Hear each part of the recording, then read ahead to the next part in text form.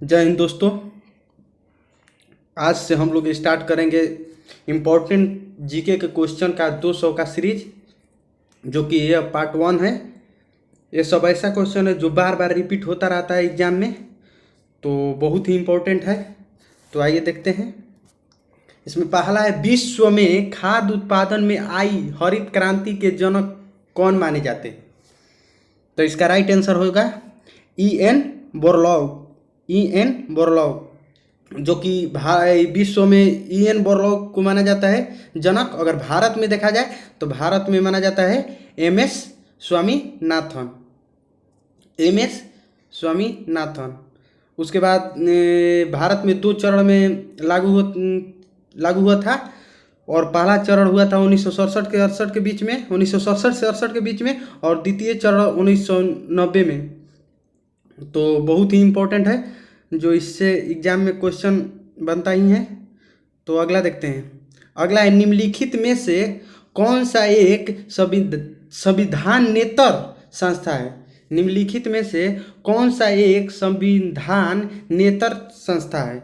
तो इसमें संविधानेतर मतलब जैसे कि संविधान में इसका उल्लेख नहीं है, तो इसका राइट आंसर हो जाएगा, इसका राइट आंसर है नीति आयोग, जो कि इसका संविधान में चर्चा नहीं है। वित्त आयोग का अनुच्छेद 280 में, उसके बाद निर्वाचन आयोग का भी 324 में इस प्रकार है, जो कि नीति आयोग एक गैर संविधानिक संस्था है। तो देखते हैं फटाफट। तो अगला है, भूकंप की तीव्रता का मापन किस पर किया जाता है? भूकंप की तीव्रता का मापन किस पर किया जाता है? तो ये किया जाता है रिक्टर स्केल पैमाने पर, रिक्टर पैमाने पर।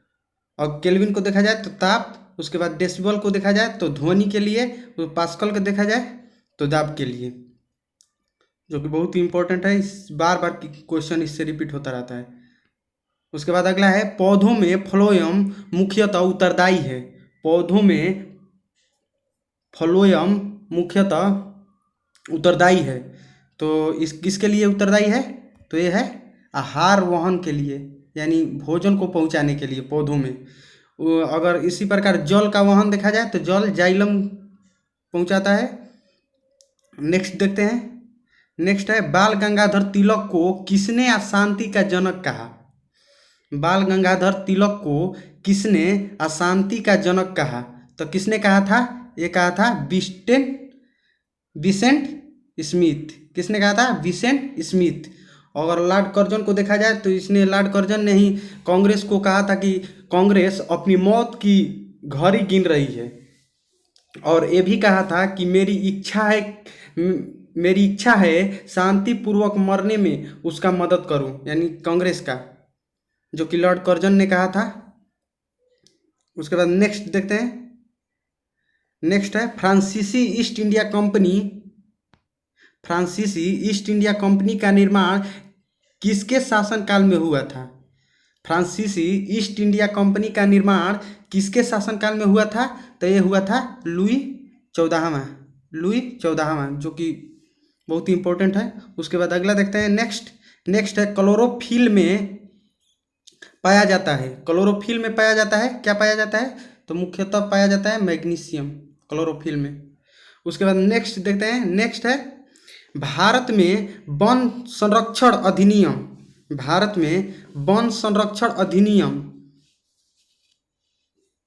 कब पारित किया गया था? तो इसका राइट आंसर हो जाएगा 1980।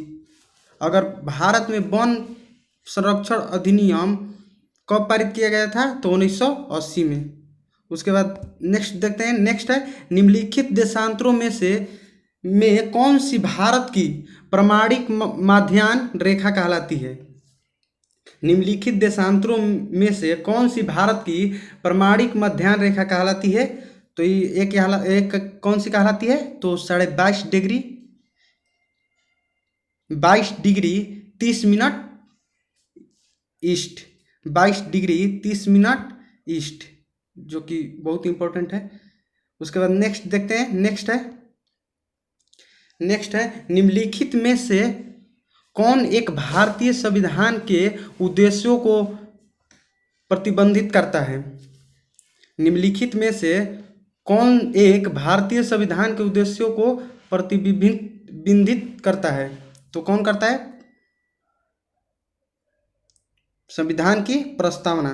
संविधान की प्रस्तावना। प्रस्तावना में अब तक एक बार संशोधन हुआ है, जो कि 42वें संविधान संशोधन 1976 के तहत इसमें समाजवादी, धर्मनिरपेक्ष और अखंडता शब्द को जोड़ा गया था।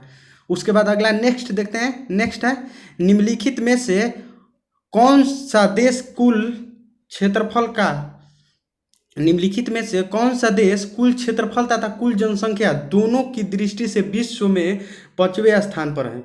निम्नलिखित में से कौन सा देश कुल क्षेत्रफल तथा कुल जनसंख्या दोनों की दृष्टि से विश्व में 5वें स्थान पर है? तो इसमें राइट आंसर हो जाएगा इसका ब्राजील, जो कि दोनों में जनसंख्या की दृष्टि से भी या क्षेत्रफल की दृष्टि से भी 5वें स्थान पर है। अगर जनसंख्या की दृष्टि से प्रथम देखा जाए तो चीन, द्वितीय देखा जाए तो भारत। उसके बाद अगर क्षेत्रफल की दृष्टि से देखा जाए तो क्षेत्रफल की दृष्टि से फर्स्ट हो जाएगा रूस, सेकेंड कनाडा, थर्ड यूएसए, उसके बाद फोर्थ चाइना, जो कि सब क्षेत्रफल की दृष्टि से हो जाएगा। क्षेत्रफल की दृष्टि से एक बार फिर से सुन लीजिए, रूस फर्स्ट पर, सेकेंड पर कनाडा, थर्ड पर यूएसए यानी संयुक्त राज्य अमेरिका, उसके बाद फोर्थ पर चाइना, फिफ्थ पर ब्राज़ील। उसके बाद अगला देखते हैं। नेक्स्ट है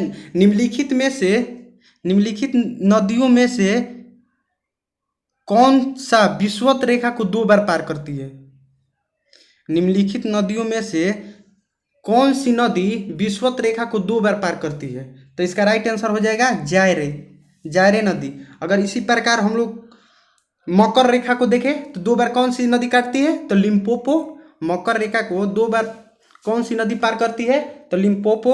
उसके बाद नेक्स्ट है अगर इसी में देखा जाए कर्क रेखा को देखा जाए 2 बार कौन पार करती है? तो ये करती है माहिम नदी, जो कि राजस्थान में 2 बार कट करती है कर्क रेखा को। उसके बाद अगला नेक्स्ट देखते हैं। नेक्स्ट है पेरियार वन जीव अभ्यारण्य निम्नलिखित में से किस राज्य में स्थित है? पेरियार वन्य जीव अभ्यारण्य निम्नलिखित में से किस राज्य में स्थित है? तो इसका राइट आंसर हो जाएगा केरल। राइट आंसर क्या हो जाएगा? केरल। उसी प्रकार तमिलनाडु में देखा जाए तो इंदिरा गांधी वन्य जीव अभ्यारण्य। अगर पेरियार वन्य जीव अभ्यारण्य निम्नलिखित में से किस राज्य में स्थित है? तो ये है केरल में। और उसके बाद तमिलनाडु में देखा जाए वन्य जीव अभ्यारण्य इम्पोर्टेंट है इंदिरा गांधी, जिसे हम लोग अन्नामलई के नाम से जानते हैं, अन्नामलई वन्य जीव अभ्यारण्य के नाम से। उसके बाद उसी प्रकार अगर कर्नाटक का महत्वपूर्ण देखा जाए तो कर्नाटक का दांदेली वन्य जीव अभ्यारण्य, जो कि बहुत इंपॉर्टेंट है। उसके बाद अगला देखते हैं नेक्स्ट तेलंगाना का। तो तेलंगाना के कौन हो जाएगा? तेलंगाना का हो जाएगा पखाल, जो कि 860 वर्ग किलोमीटर क्षेत्र में फैला है। उसके बाद नेक्स्ट देखते हैं। इनमें से किस गुप्त शासक ने हुडों को पराजित किया? इनमें से किस गुप्त शासक ने हुडों को पराजित किया? तो कौन सा गुप्त शासक जो हुडों को पराजित किया था? स्कंद गुप्त ने। उसके बाद नेक्स्ट देखते हैं। नेक्स्ट है तमिल देश में संगम साहित्य की रचना किस शासकों के संरक्षण में हुई? जो कि बहुत ही इंपॉर्टेंट क्वेश्चन है। तमिल देश में संगम साहित्य की रचना किन शासकों के संरक्षण में हुई? तो ये हुई थी पांड्य शासक। उसके बाद नेक्स्ट देखते हैं। नेक्स्ट है शरीर में तांबा की मात्रा में वृद्धि हो जाने पर कौन सी बीमारी होती है? शरीर में अगर तांबा की मात्रा में वृद्धि हो जाए तो कौन सी बीमारी होती है? तो यह बीमारी होती है विल्सन। कौन सी बीमारी होती है? विल्सन, जो कि बहुत इंपॉर्टेंट है। कौन सी बीमारी होती है? विल्सन। उसके बाद नेक्स्ट देखते हैं। नेक्स्ट है अगर इसी में अगर विल्सन देखा जाए, इसी प्रकार देखा जाए कि मिनी माता रोग किसके अधिकता से होता है? तो पारा की अधिकता से। उसी प्रकार ब्लू बेबी सिंड्रोम एक किसकी अधिकता से? नाइट्रेट की अधिकता से।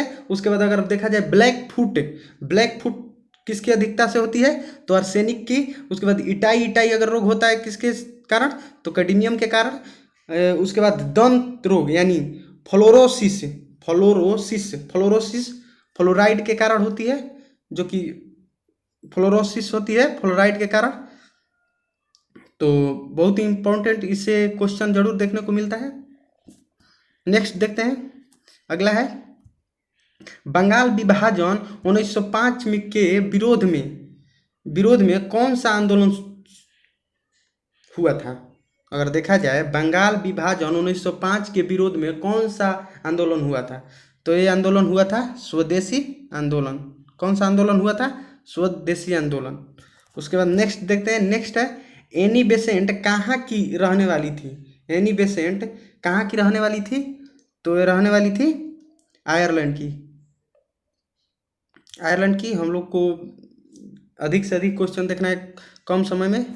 अगर इससे अलग अलग इसके बारे में अगर चर्चा की जाए तो बहुत बड़ा वीडियो हो जाएगा, इसलिए फटाफट देखते हैं।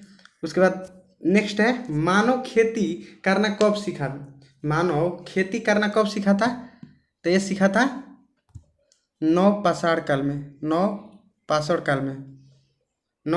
काल में, जो कि बहुत इंपॉर्टेंट है। उसके बाद नेक्स्ट देखते हैं, नेक्स्ट मानव ने सर्वप्रथम क्या सीखा। मानव ने सर्वप्रथम क्या सीखा था? तो क्या सीखा था? अग्नि को जलाना, जो कि बहुत ही इंपॉर्टेंट है। इसी प्रकार 20 के एक पार्ट में करके 10 पार्ट में आएगा, जो कि 200 क्वेश्चन का सीरीज होगा। बहुत ही इंपॉर्टेंट है, इससे जरूर एग्जाम में क्वेश्चन आएगा ही आएगा। तो दोस्तों पसंद आए तो video like and share and channel को सब्सक्राइब करना। Thank you.